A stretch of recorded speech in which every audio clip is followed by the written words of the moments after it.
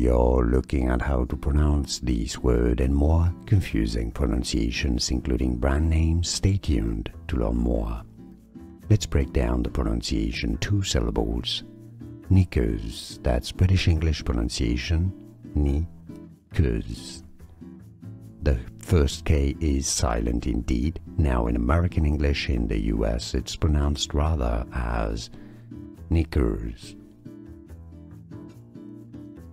We are looking at how to pronounce these words and more confusing pronunciations, including brand names. Stay tuned to learn more.